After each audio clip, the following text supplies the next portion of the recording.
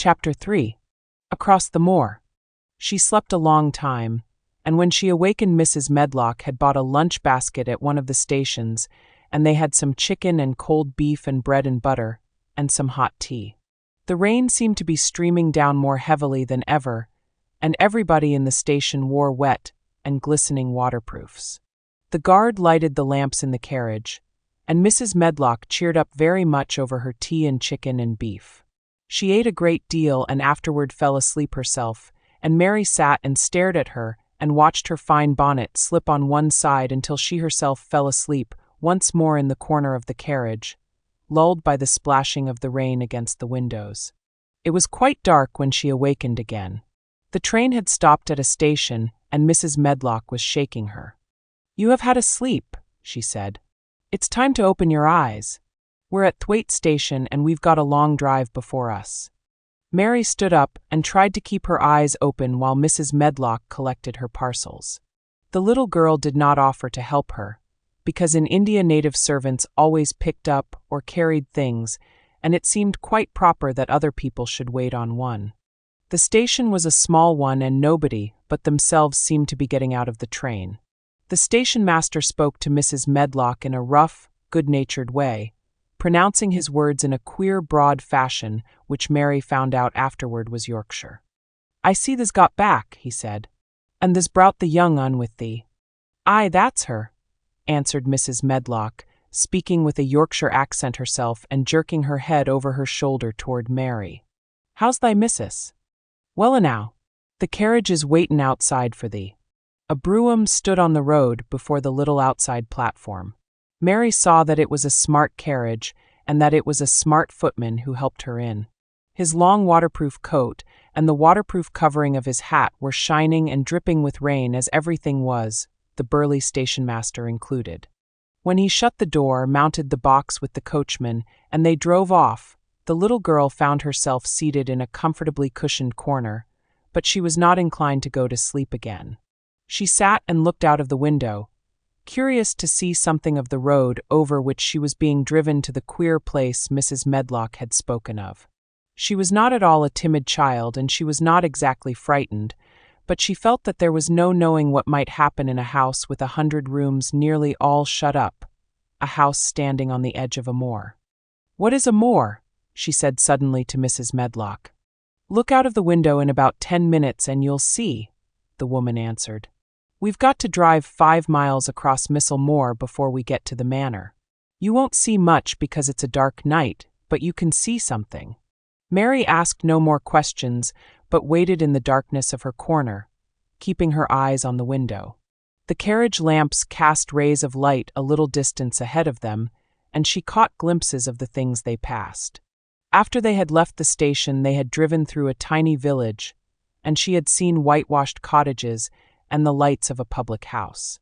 Then they had passed a church and a vicarage and a little shop window or so in a cottage with toys and sweets and odd things set out for sale. Then they were on the highroad and she saw hedges and trees. After that there seemed nothing different for a long time, or at least it seemed a long time to her. At last the horses began to go more slowly, as if they were climbing uphill, and presently there seemed to be no more hedges and no more trees. She could see nothing, in fact, but a dense darkness on either side. She leaned forward and pressed her face against the window just as the carriage gave a big jolt. We're on the moor now sure enough," said Mrs. Medlock. The carriage lamps shed a yellow light on a rough-looking road which seemed to be cut through bushes and low-growing things, which ended in the great expanse of dark apparently spread out before and around them. A wind was rising and making a singular, wild, low, rushing sound. It's not the sea, is it?" said Mary, looking round at her companion. "No, not it," answered Mrs. Medlock. "Nor it isn't fields nor mountains, it's just miles and miles and miles of wild land that nothing grows on but heather and gorse and broom, and nothing lives on but wild ponies and sheep." "I feel as if it might be the sea if there were water on it," said Mary. "It sounds like the sea just now." "That's the wind blowing through the bushes," Mrs. Medlock said. "It's a wild, dreary enough place to my mind, though there's plenty that likes it, particularly when the heather's in bloom." On and on they drove through the darkness, and though the rain stopped, the wind rushed by and whistled and made strange sounds.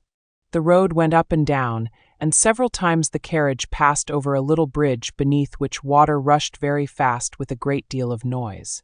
Mary felt as if the drive would never come to an end, and that the wide, bleak moor was a wide expanse of black ocean through which she was passing on a strip of dry land. "I don't like it," she said to herself.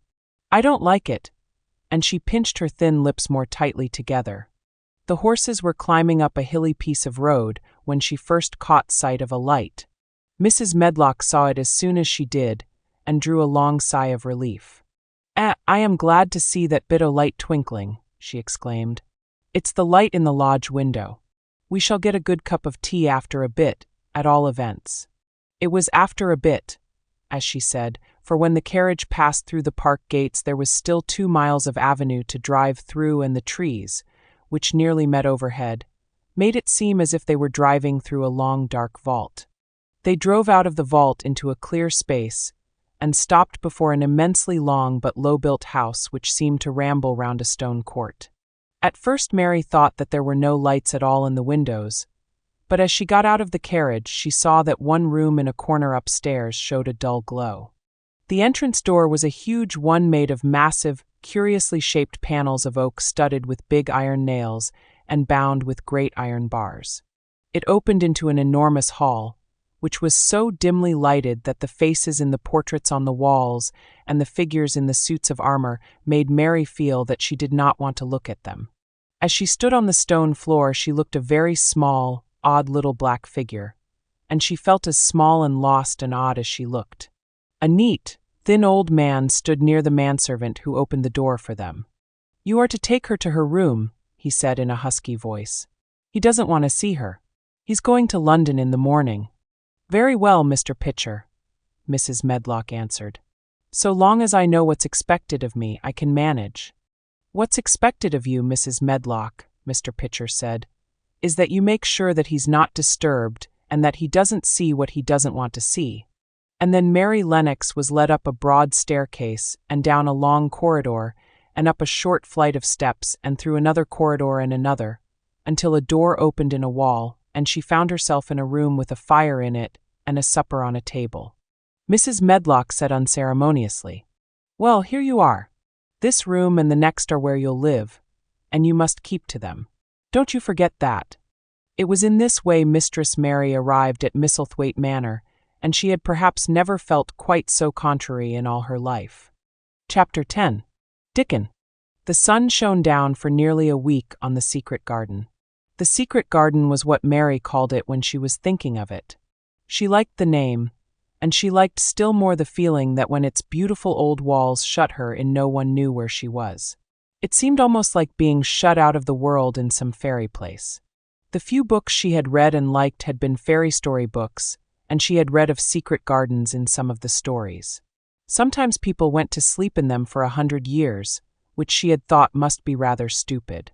She had no intention of going to sleep, and in fact, she was becoming wider awake every day which passed at Misselthwaite. She was beginning to like to be out of doors. She no longer hated the wind, but enjoyed it. She could run faster and longer, and she could skip up to 100. The bulbs in the secret garden must have been much astonished. Such nice clear places were made round them that they had all the breathing space they wanted, and really, if Mistress Mary had known it, they began to cheer up under the dark earth and work tremendously. The sun could get at them and warm them, and when the rain came down it could reach them at once, so they began to feel very much alive. Mary was an odd, determined little person, and now she had something interesting to be determined about. She was very much absorbed, indeed. She worked and dug and pulled up weeds steadily, only becoming more pleased with her work every hour instead of tiring of it. It seemed to her like a fascinating sort of play.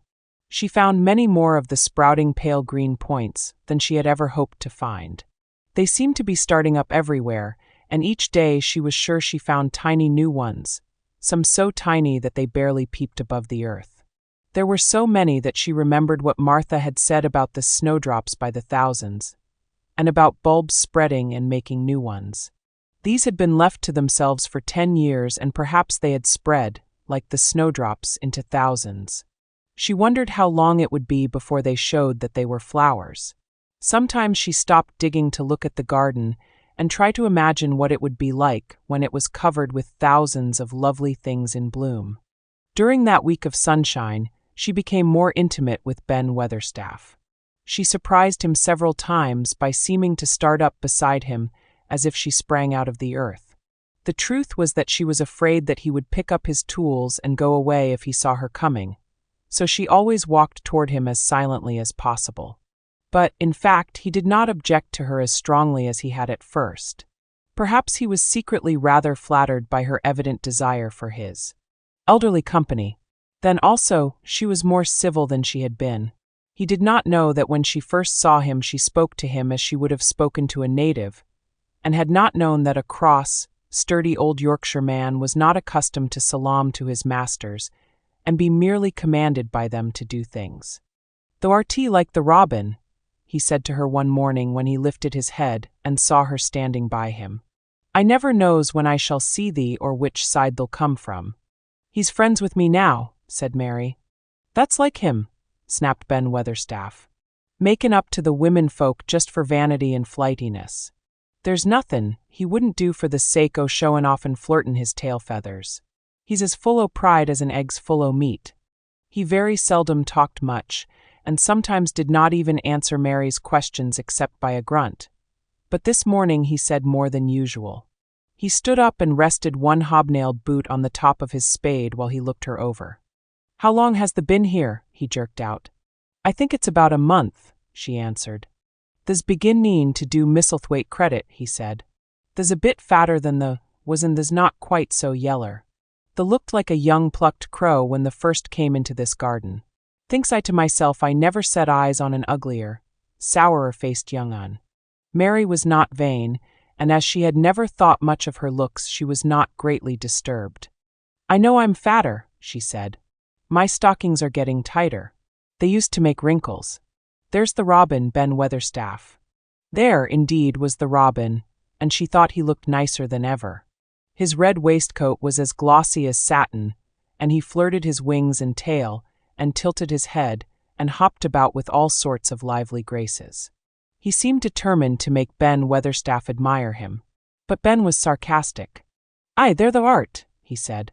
"Thou can put up with me for a bit sometimes when tha's got no one better. Tha's been reddening up thy waistcoat and polishing thy feathers this 2 weeks. I know what tha's up to. Tha's courtin' some bold young madam somewhere tellin' thy lies to her about bein' the finest cock robin on Misselmore and ready to fight all the rest of 'em." "Oh, look at him!" exclaimed Mary. The robin was evidently in a fascinating, bold mood. He hopped closer and closer, and looked at Ben Weatherstaff more and more engagingly. He flew on to the nearest currant bush, and tilted his head, and sang a little song right at him. "Thou thinks they'll get over me by doin' that," said Ben, wrinkling his face up in such a way that Mary felt sure he was trying not to look pleased. "Thou thinks no one can stand out against thee. That's what thou thinks." The robin spread his wings. Mary could scarcely believe her eyes. He flew right up to the handle of Ben Weatherstaff's spade, and alighted on the top of it. Then the old man's face wrinkled itself slowly into a new expression. He stood still as if he were afraid to breathe, as if he would not have stirred for the world, lest his robin should start away. He spoke quite in a whisper. "Well, I'm Dongade," he said as softly as if he were saying something quite different. "Thou does know how to get at a chap, thou does. Thou's fair unearthly, thou so knowin' it." And he stood without stirring, almost without drawing his breath, until the robin gave another flirt to his wings and flew away. Then he stood looking at the handle of the spade as if there might be magic in it, and then he began to dig again and said nothing for several minutes. But because he kept breaking into a slow grin now and then, Mary was not afraid to talk to him. "Have you a garden of your own?" she asked. "No, I'm bachelder and lodge with Martin at the gate." "If you had one," said Mary, "what would you plant?" "Cabbages and taters and onions." "But if you wanted to make a flower garden," persisted Mary, "what would you plant?" "Bulbs and sweet-smellin' things, but mostly roses." Mary's face lighted up. "Do you like roses?" she said. Ben Weatherstaff rooted up a weed and threw it aside before he answered. Well, yes, I do. I was learned that by a young lady I was gardener to.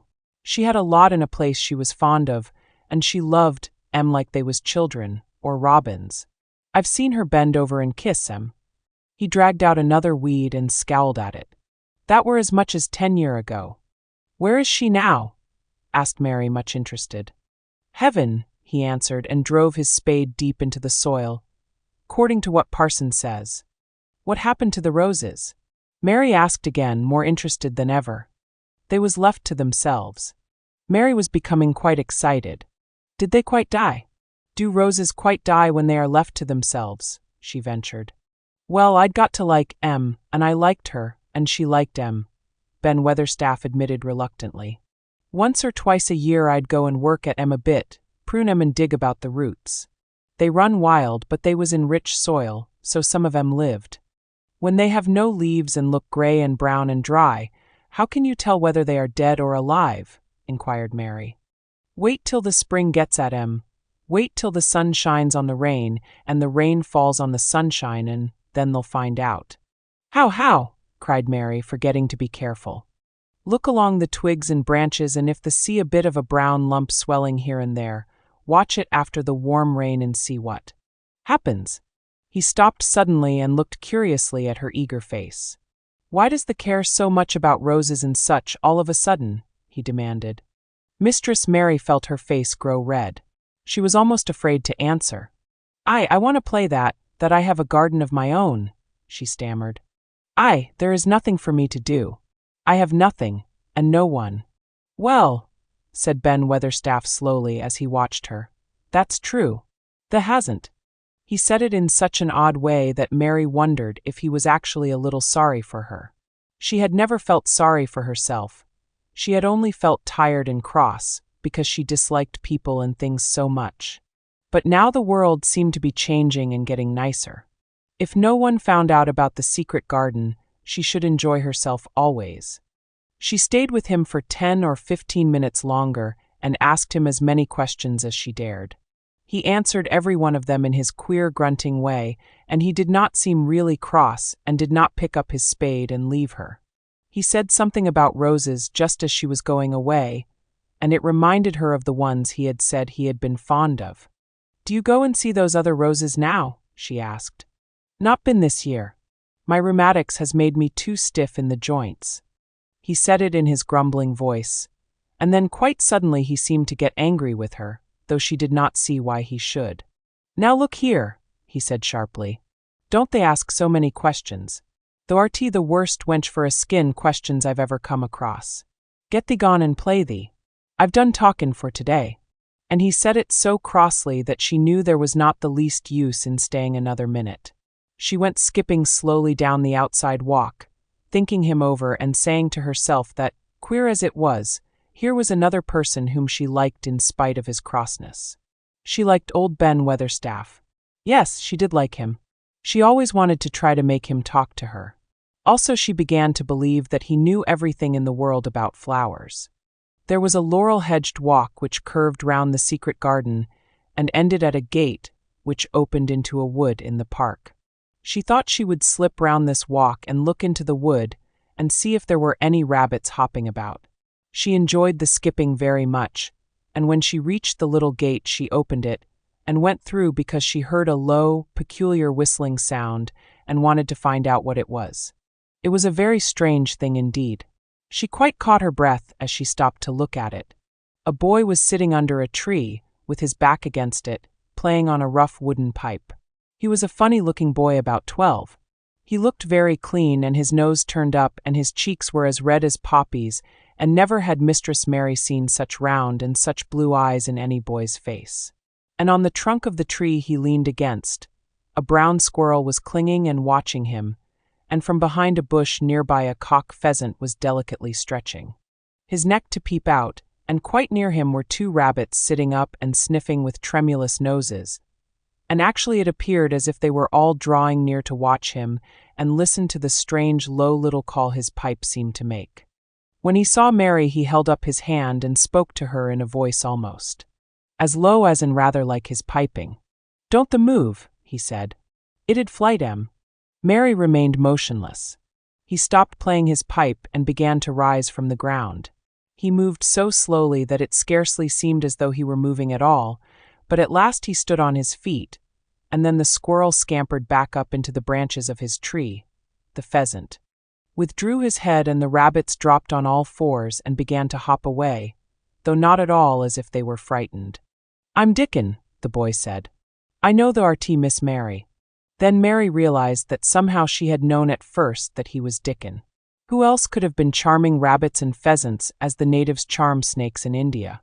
He had a wide, red, curving mouth and his smile spread all over his face. I got up slow, he explained, because if the makes a quick move it startles em. A body, as to move gentle and speak low when wild things is about. He did not speak to her as if they had never seen each other before, but as if he knew her quite well. Mary knew nothing about boys and she spoke to him a little stiffly because she felt rather shy. Did you get Martha's letter? She asked. He nodded his curly rust-colored head. That's why I come. He stooped to pick up something which had been lying on the ground beside him when he piped. I've got the garden tools. There's a little spade and rake and a fork and hoe. They're good, Eunice. There's a trowel, too. And the woman in the shop threw in a packet o' white poppy and one o' blue larkspur when I bought the other seeds. Will you show the seeds to me? Mary said. She wished she could talk as he did. His speech was so quick and easy. It sounded as if he liked her and was not the least afraid she would not like him, though he was only a common Moor boy, in patched clothes and with a funny face and a rough, rusty red head. As she came closer to him, she noticed that there was a clean, fresh scent of heather and grass and leaves about him, almost as if he were made of them. She liked it very much, and when she looked into his funny face with the red cheeks and round blue eyes, she forgot that she had felt shy. Let us sit down on this log and look at them, she said. They sat down and he took a clumsy little brown paper package out of his coat pocket. He untied the string, and inside there were ever so many neater and smaller packages with a picture of a flower on each one.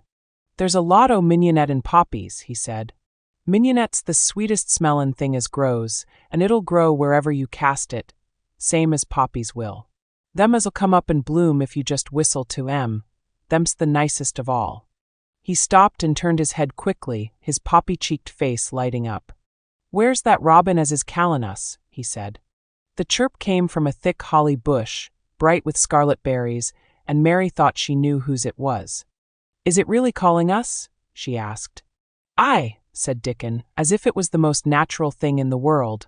He's callin' someone he's friends with. That's same as sayin', here I am. Look at me. I wants a bit of a chat. There he is in the bush. Whose is he? He's Ben Weatherstaff's, but I think he knows me a little, answered Mary. Aye, he knows thee, said Dickon in his low voice again. And he likes thee. He's took thee on. He'll tell me all about thee in a minute. He moved quite close to the bush with the slow movement Mary had noticed before, and then he made a sound almost like the robin's own twitter. The robin listened a few seconds intently, and then answered quite as if he were replying to a question. Aye, he's a friend o' yours, chuckled Dickon. Do you think he is? Cried Mary eagerly. She did so want to know. Do you think he really likes me? He wouldn't come near thee if he didn't, answered Dickon. Birds is rare choosers and a robin can flout a body worse than a man. See, he's making up to thee now. Cannot thee see a chap, he's sayin' dat. And it really seemed as if it must be true. He so sidled and twittered and tilted as he hopped on his bush. Do you understand everything birds say? Said Mary. Dickon's grin spread until he seemed all wide, red, curving mouth, and he rubbed his rough head. I think I do, and they think I do, he said. I've lived on the moor with 'em so long. I've watched 'em break shell and come out in fledge and learn to fly and begin to sing, till I think I'm one of 'em. Sometimes I think p'raps I'm a bird or a fox or a rabbit or a squirrel or even a beetle, and I don't know it. He laughed and came back to the log and began to talk about the flower seeds again. He told her what they looked like when they were flowers. He told her how to plant them and watch them and feed and water them. See here, he said suddenly, turning round to look at her. I'll plant them for thee myself. Where is the garden? Mary's thin hands clutched each other as they lay on her lap. She did not know what to say, so for a whole minute she said nothing. She had never thought of this. She felt miserable. And she felt as if she went red and then pale. "There's got a bit o' garden, hasn't the?" Dickon said. It was true that she had turned red and then pale. Dickon saw her do it, and as she still said nothing, he began to be puzzled. "Wouldn't they give thee a bit?" he asked. "Hasn't the got any yet?" She held her hands tighter and turned her eyes toward him. "I don't know anything about boys," she said slowly. "Could you keep a secret if I told you one? It's a great secret. I don't know what I should do if anyone found it out. I believe I should die." She said the last sentence quite fiercely. Dickon looked more puzzled than ever and even rubbed his hand over his rough head again, but he answered quite good-humoredly. "I'm keepin' secrets all the time," he said. "If I couldn't keep secrets from the other lads, secrets about foxes' cubs and birds' nests and wild things' holes, there'd be naught safe on the moor. Aye, I can keep secrets." Mistress Mary did not mean to put out her hand and clutch his sleeve, but she did it. "I've stolen a garden," she said very fast. "It isn't mine. It isn't anybody's. Nobody wants it, nobody cares for it, nobody ever goes into it. Perhaps everything is dead in it already. I don't know." She began to feel hot and as contrary as she had ever felt in her life. I don't care. Nobody has any right to take it from me when I care about it, and they don't. They're letting it die, all shut in by itself," she ended passionately, and she threw her arms over her face and burst out crying. Poor little Mistress Mary. Dickon's curious blue eyes grew rounder and rounder. "H," he said, drawing his exclamation out slowly, and the way he did it meant both wonder and sympathy. "I've nothing to do," said Mary. "Nothing belongs to me. I found it myself and I got into it myself. I was only just like the robin, and they wouldn't take it from the robin." "Where is it?" asked Dickon in a dropped voice. Mistress Mary got up from the log at once. She knew she felt contrary again and obstinate, and she did not care at all. She was imperious and Indian, and at the same time hot and sorrowful. "Come with me and I'll show you," she said. She led him round the laurel path and to the walk where the ivy grew so thickly. Dickon followed her with a queer, almost pitying, look on his face. He felt as if he were being led to look at some strange bird's nest, and must move softly. When she stepped to the wall and lifted the hanging ivy, he started. There was a door and Mary pushed it slowly open, and they passed in together. And then Mary stood and waved her hand round defiantly. "It's this," she said. "It's a secret garden, and I'm the only one in the world who wants it to be alive." Dickon looked round and round about it, and round again. "Ah," he almost whispered, "it is a queer, pretty place. It's like as if a body was in a dream."